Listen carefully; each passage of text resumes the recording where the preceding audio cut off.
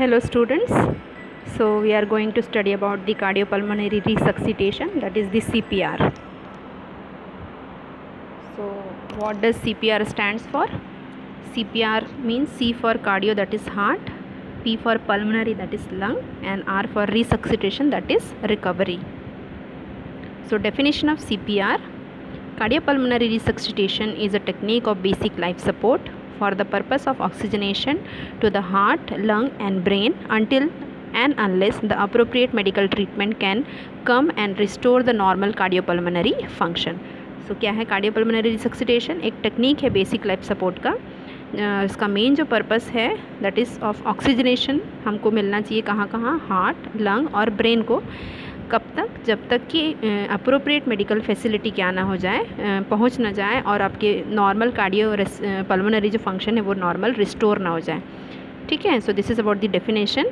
Now next is another definition is there. Cardiopulmonary resuscitation is a series of steps used to establish artificial ventilation and circulation in the patient who is not breathing and has no pulse.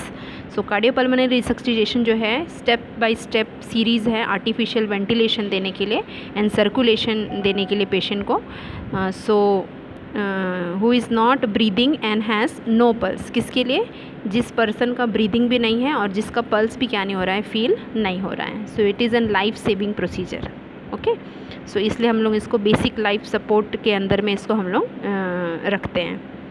Now the purpose of CPR that is to restore the cardiopulmonary function and prevent irreversible brain damage from anoxia.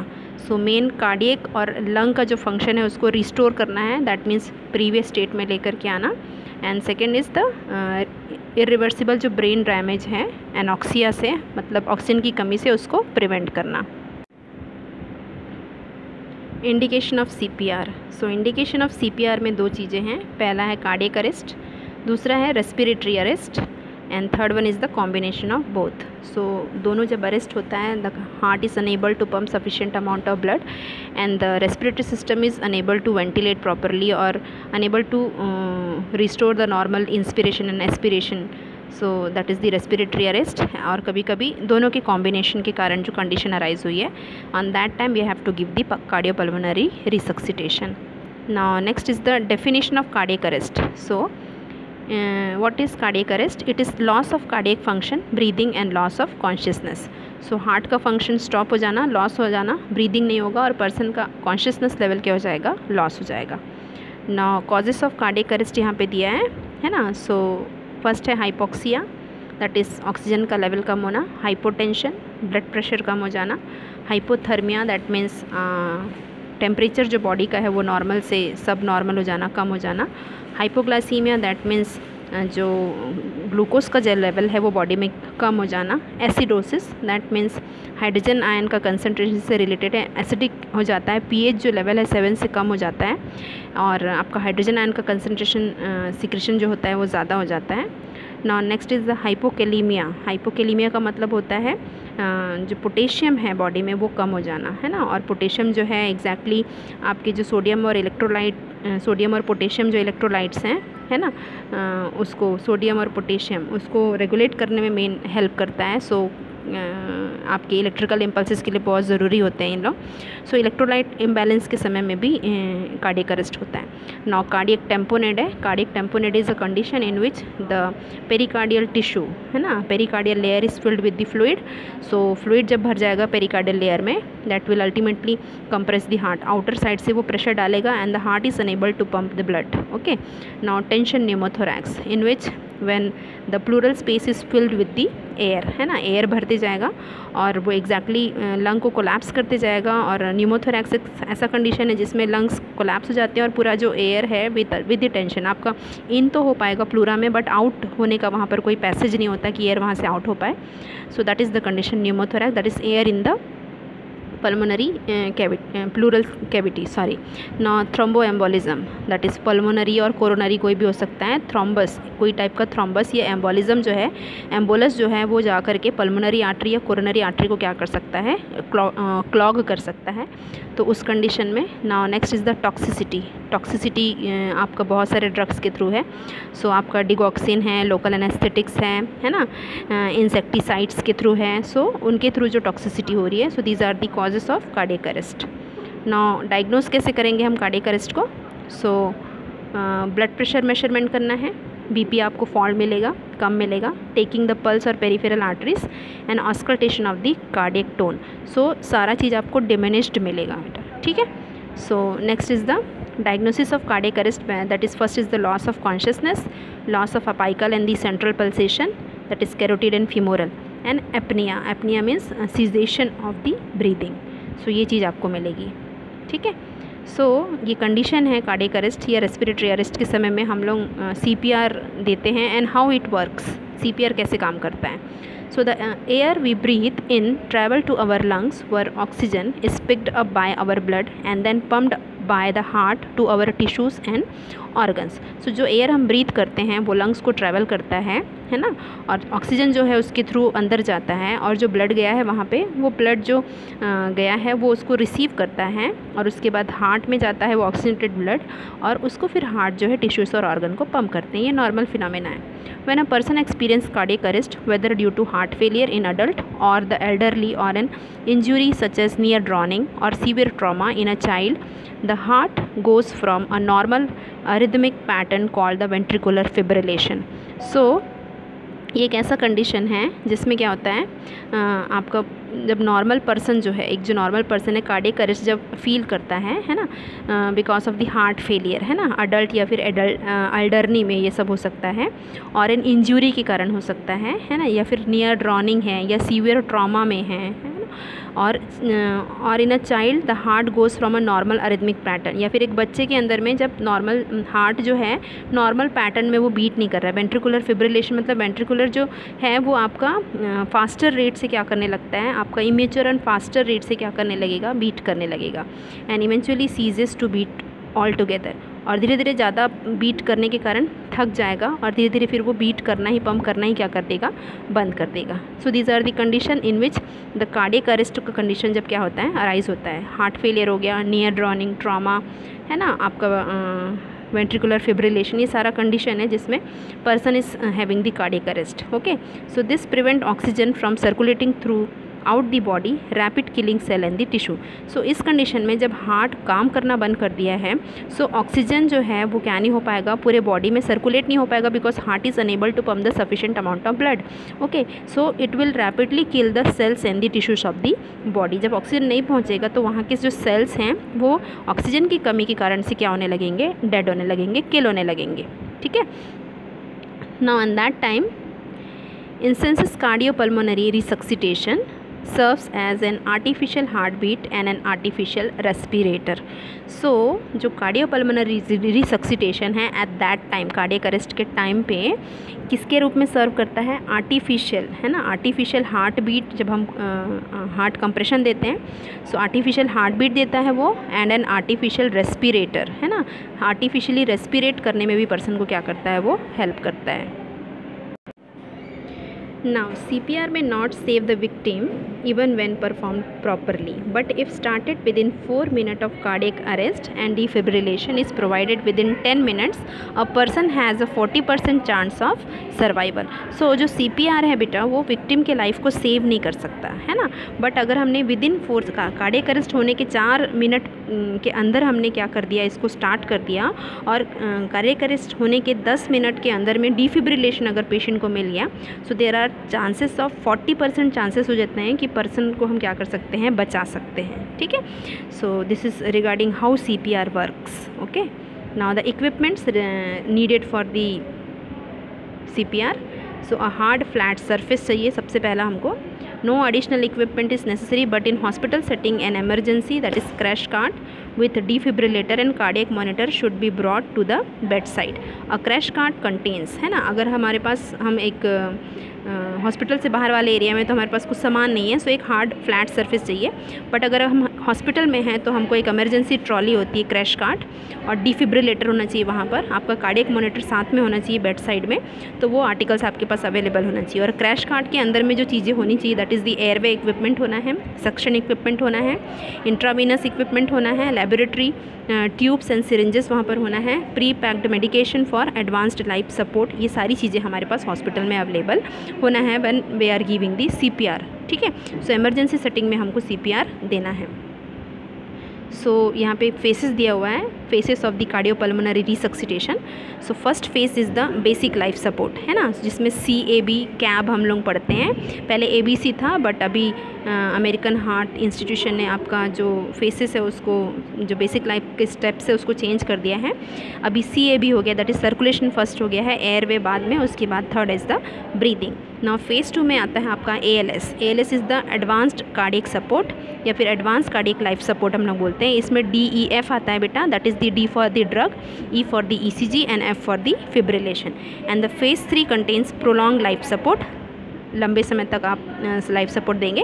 That is post resuscitation care, जिसमें mainly ventilatory जो support आता है, ventilatory जो care होता है वो इसमें आता है. So there are 3 phases of cardiopulmonary resuscitation.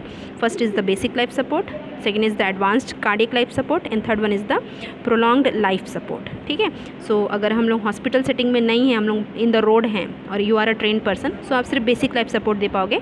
और जब हम हॉस्पिटल में पहुंच जाते हैं तभी हम एडवांस कार्डियक लाइफ सपोर्ट और प्रोलॉन्ग लाइफ सपोर्ट दे पाएंगे. सो इसको हम लोग पढ़ेंगे क्या है. So what is basic life support, BLS जिसको हम लोग बोलते हैं. सो it is life support without the use of special equipment. So basic life support एक ऐसा सपोर्ट है, लाइफ सपोर्ट है, जिसमें हम लोग कोई स्पेशल इक्विपमेंट क्या नहीं करते हैं, यूज़ नहीं करते हैं. And what is advanced life support, ACLS, it is life support with the use of special equipments, जैसे कि एयरवे है, एंडोट्रेकियल ट्यूब है एंड दी डिफिब्रिलेटर. सो आपका यहाँ पर स्पेशल इक्विपमेंट्स जो क्या करते हैं हम लोग यूज़ करते हैं पेशेंट का लाइफ को सेव करने के लिए, दैट इज़ द एयरवे के लिए इक्विपमेंट है, एंडोट्रेकियल ट्यूब्स हैं, defibrillators are there, cardiac monitors are there, है ना. So this all included under the with the help of equipment when we care, it is comes under the advanced life support. Now this is most important, this is the chain of survival, है ना, ये याद रखना आप लोग CPR में. सो first है बेटा early recognition and call for help to prevent cardiac arrest. So जैसे ही हमको आइडेंटिफाई हुआ कि पर्सन को कार्डियक अरेस्ट हुआ है, सो आप रिकॉग्नाइज करना है तुरंत, और विद इन 4 सेकेंड हमको CPR 4 मिनट के अंदर क्या करना है, CPR स्टार्ट करना है. सो फर्स्ट चेन को जो इवेंट है आपका, इसमें है आपका अर्ली रिकॉग्नाइज करना है और तुरंत आपका यहाँ का एम्बुलेंस नंबर आपको पता है 108, तुरंत आपको कॉल करना है हेल्प के लिए. ओके, ना the second event of chain contain early CPR. सो तुरंत हमको CPR क्या करना है बेटा, स्टार्ट करना है. विद इन 4 मिनट के अंदर हमको आपका कार्डियक कंप्रेशन क्या करना है, स्टार्ट करना है, CPR स्टार्ट करना है. Now early defibrillation, next event is the early defibrillation. So 10 minute के अंदर अगर पेशेंट को हॉस्पिटल सपोर्ट मिल गया, है ना, और जा कर के उसको आपने अगर डिफिब्रिलेट कर दिया, है ना, तो विद इन 10 मिनट्स के अंदर, अगर कार्डियक अरेस्ट होने के 10 मिनट्स के अंदर अगर पर्सन को डिफिब्रिलेशन मिल गया, so you can 40% save the chances of the patient survival. Okay, so यहाँ पे अर्ली CPR है, टू बाय टाइम, एकदम टाइम से हमको CPR विद इन 4 मिनट क्या करना है, स्टार्ट करना है. उसके बाद विद इन 10 मिनट्स के अंदर हमको पर्सन को डिफिब्रिलेट करना है टू रीस्टार्ट द हार्ट को रीस्टार्ट करने के लिए, है ना. और लास्ट जो चेन इवेंट है that is the post resuscitation care. और पोस्ट रिसक्सिटेशन केयर में आपके ड्रग्स आते हैं, कंटिन्यूस केयर आता है जब पेशेंट हॉस्पिटल में चला जाता है. It is to restore quality of life. So ये आपका क्वालिटी ऑफ लाइफ को रिस्टोर करने के लिए. तो एकदम रिमेंबर रखेंगे chain of survival, early recognition and call for help, then early CPR, early defibrillation, and last is the post resuscitation care. So what is early recognition? Okay, so early recognition में आता है assessment is of crucial importance. It include unresponsiveness, check the victim for a response, shake shoulder gently, ask are you all right. ठीक है, सो आपको early recognize करना है। अगर person unresponsive हो गया है तो पेशेंट का रिस्पॉन्स के लिए आपको चेक करना है, उसका शोल्डर को शेक करना है और उसको पूछना है आप ठीक हैं। सो this is the early recognition. आपको समझ में आ जाएगा कि उसको कार्डियक अरेस्ट हुआ है। ठीक है, नाउ आपको आइडेंटिफाई होगा नो ब्रीदिंग और नो नॉर्मल ब्रीदिंग। ठीक है, आपका पर्सन का ब्रीदिंग नहीं रहेगा, स्टॉप हो जाएगा, या तो पर्सन का ब्रीदिंग रहने से वो आपका नॉर्मल ब्रीदिंग नहीं रहेगा, पेशेंट का गैस्पिंग आपको क्या होगा, फील होगा। ठीक है, सो आपको अर्ली रिकॉग्नाइज करना है immediately. Okay, now no pulse felt within 10 second. आपको कैरोटिड पल्स को क्या करना है बेटा, फील करना है अर्ली रिकॉग्निशन में। और कैरोटिड पल्स जब हम फील करेंगे तो विद इन 10 सेकेंड्स हमको क्या करना है, इस पल्स को फील कर लेना है कि पल्स फील हो रहा है कि नहीं हो रहा है। Okay, now next CPR sequence. So आपका फर्स्ट यहाँ पर ख़त्म होता है, that is the early recognition. So early recognition में क्या क्या चीज़ें आई, सबसे पहले आपको पेशेंट का रेस्पॉन्स चेक करना है। नाउ सेकेंड आपको क्या करना है, इसको रिवाइज कर लेते हैं। सो अनरेस्पॉन्सिवनेस को चेक करेंगे, शोल्डर चेक करना है और पूछना है पेशेंट से आप ठीक हैं क्या। नाउ नेक्स्ट उसका ब्रीदिंग को चेक करना है कि वो नॉर्मल सांस ले रहा है कि अब नॉर्मल ब्रीथ ले रहा है। नाउ उसका कैरोटिड पल्स को क्या करना है, आपको 10 सेकेंड के अंदर में फील करना है कि पल्स फील हो रहा है कि नहीं हो रहा है। ठीक है, सो कार्डियक अरेस्ट वाले पेशेंट में आपको नॉर्मल पल्स कभी कभी फील नहीं होता है। Now next is the second is the chain, that is the CPR sequence, a change from ABC to CAB। So आपका CPR का सीक्वेंस पहले ABC था, airway breathing and circulation, but ये चेन ऑफ इवेंट को पहले change कर दिया गया है और ये हो गया है आपका CAB, that is the compression, that is circulation. Compress करेंगे तो सर्कुलेट होगा blood. Now airway and last one is the breathing. Okay, so हम लोग स्टार्ट कर रहे हैं CPR को पढ़ने के लिए। So this is the chest compression, cardiac massage जिसको हम लोग बोलते हैं। The human brain can not survive more than 3 minute with lack of circulation. So chest compression must be started immediately for any patient with absent central pulsation. So जब आपने carotid pulse feel किया, आपको pulsation feel नहीं हो रहा है, that time तुरंत 3 minute के आपके अंदर विद इन 4 मिनट मैंने बोला ना, कार्डियक कंप्रेशन पहले स्टार्ट करना है। माउथ टू माउथ ब्रीदिंग अभी नहीं देना है, अभी हमको सबसे पहले कार्डियक कंप्रेशन स्टार्ट करना है, क्योंकि ऑक्सीजन की कमी हो गई ना अगर सर्कुलेशन में, तो ब्रेन जो है 3 मिनट के अंदर में क्या हो जाता है, उसका डेथ हो जाता है। सो आपको इमीडिएटली चेस्ट कंप्रेशन क्या करना है, स्टार्ट करना है। ठीक है, नाउ टेक्निक्स जो है चेस्ट कंप्रेशन का वो यहाँ पे मैं बताती हूँ। Patient must be placed on a hard surface, wooden board में आपको, या हार्ड सरफेस में, रोड पे अगर है तो रोड में सीधा लेटा देना है। The palm of one hand is placed in the concavity of the lower half of the sternum, 2 fingers above the xiphoid process, then avoid xiphy sternal junction, fracture और इंजरी होने के चांसेस है। तो आपका जो पाम है one hand का, उसको प्लेस करना है कॉन्केविटी, आपका स्टर्नम का जो कॉन्केविटी है उसके लोअर हाफ में है ना, स्टर्नम का 2 फिंगर्स अबो हमको जिफॉइड प्रोसेस में प्लेस करना है। जिफॉइड और स्टर्नम के जंक्शन पे प्लेस नहीं करना है, नहीं तो जिफॉइड और स्टर्नम का क्या हो जाएगा, फ्रैक्चर या इंजरी हो सकता है। ठीक है, तो स्टर्नम के 2 फिंगर अबो हमको क्या करना है, उसको प्लेस करना है, स्टर्नम में रखना है। जिफॉइड प्रोसेस के 2 फिंगर ऊपर हमको प्लेस करना है पाम को। Then the other hand is placed over the hand on the sternum. ठीक है, और दूसरा हाथ देखिए डायग्राम में आप लोगों को दिख रहा होगा यहाँ पर। ठीक है, ये एक हाथ है जो पाम आपका रखा हुआ है, और दूसरा ये पीछे वाला हाथ है जो नीचे पेशेंट की बॉडी में है, कॉन्केविटी में है, और उसके ऊपर जो दूसरा हाथ है उसको क्या करना है, आपको रखना है। ठीक है, now the other hand is placed over the hand on the sternum. Shoulder should be positioned directly over the hand with the elbows locked straight and arms extended. Use your upper body weight to compress. So shoulders आपका position करना है, elbow को आपको lock करना है, elbow आपका जो है फ्लेक्स नहीं होना है, वो स्ट्रेट होना है, और आपका फुल बॉडी, आपका जो बॉडी वेट है आपको नील डाउन हो जाना है, फुल बॉडी वेट में आकर के आपके बॉडी का वेट से आपको क्या करना है, कंप्रेस करना है। Sternum must be depressed at least 5 centimeter in adults and 2 to 4 centimeter in children and 1 to 2 centimeter in infants. So आप जब कंप्रेशन दे रहे हैं, सो कंप्रेशन जो है आपका 5 सेंटीमीटर तक क्या होना चाहिए, नीचे डिप्रेस होना चाहिए अडल्ट में, 2 to 4 सेंटीमीटर चिल्ड्रन में, और 1 to 2 सेंटीमीटर इन्फेंट्स में। ठीक है, now push hard and push fast, so that is most important. आपका जल्दी जल्दी फास्ट आपको बीट करना है, और आपको डीपली क्या करना है, हार्डली क्या करना है, वहाँ पर पुश करना है। ठीक है, सो आपका ये प्लेसमेंट दिखाया है, कहाँ पर आपको प्लेस करना है स्टर्नम में। ज़िफॉइड प्रोसेस 2 फिंगर आप मेजर करेंगे, ज़िफॉइड प्रोसेस के 2 फिंगर ऊपर क्या करना है आपको, आपके पाम ऑफ द हैंड को कॉन्केविटी में प्लेस करना है, ठीक है। Then must be performed at a rate of 100 to 120 minute per minute. So आपका जो रेट होना है कंप्रेशन का, 1 मिनट में 100 से 120 आपको क्या करना है, कार्डियक कंप्रेशन देना है। During CPR the ratio of chest compression to ventilation should be as follows, that is single rescuer 30:2। In the presence of 2 rescuer chest compression must not be interrupted for ventilation.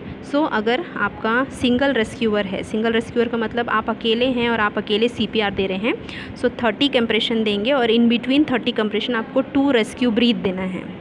और अगर 2 rescuer present है ना, so chest compression must not be interrupted. आपको पूरा 100 से 120 chest compression देना है और उसके बाद फिर क्या देना है, रेस्क्यू ब्रीथ देना है। और उसके बाद जो है फर्स्ट रेस्क्यूअर जो है वो चेंज करेगा क्योंकि वो थक गया है। देन सेकेंड जो रेस्क्यूअर है वो क्या करेगा, फिर चेस्ट कंप्रेशन स्टार्ट करेगा, ठीक है। So this is the sequence. देखिए आपका कैसे फिस्ट बनाया हुआ है एंटीरियर चेस्ट में, आपका 1 हैंड प्लेस्ड है ना, उसके ऊपर दूसरा हैंड रखा हुआ है और आपका एल्बोस को फ्लेक्स नहीं करना है और आपको कंटिन्यूसली क्या करना है, चेस्ट कंप्रेशन देना है। और रेस्क्यू ब्रीथ जो है आपको फुल ऐसे देना है, ठीक है। First this is the image of chest compression and this is the image of rescue breath, mouth to mouth breathing.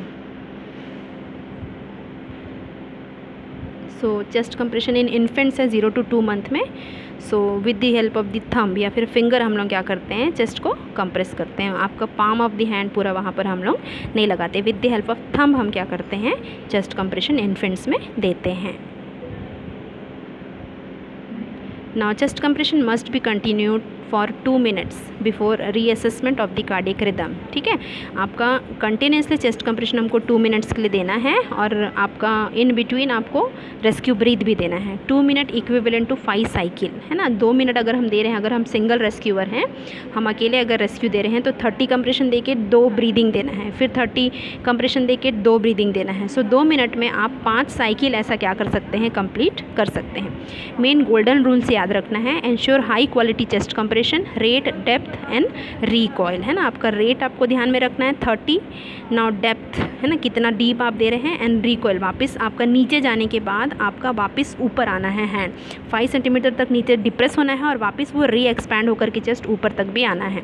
Now plan action before interrupting CPR। और CPR अगर आप इंटरप्ट करने जा रहे हैं उसके पहले के एक्शंस को क्या करना है, आपको प्लान कर लेना है कि आपके पास दूसरा रेस्क्यूअर है, अब आप हट रहे हैं तो कोई दूसरा रेस्क्यूअर वहाँ पर आकर के CPR देगा। Now minimize interruption of chest compression, आपको चेस्ट कंप्रेशन का जो इंटरप्शन है उसको मिनिमाइज़ करना है। Then early defibrillation of shockable rhythm, क्योंकि पर्सन अभी ऐसा है कि आप कंटिन्यू कंप्रेस कर रहे हैं, इमीडिएटली आपको प्लानिंग कर लेना है कि पर्सन को हमको हॉस्पिटलाइज करना है ताकि उसको जितना जल्दी हो सके with in 10 minutes after the cardiac arrest उसको आप क्या कर सको, डिफिब्रिलेट कर सको।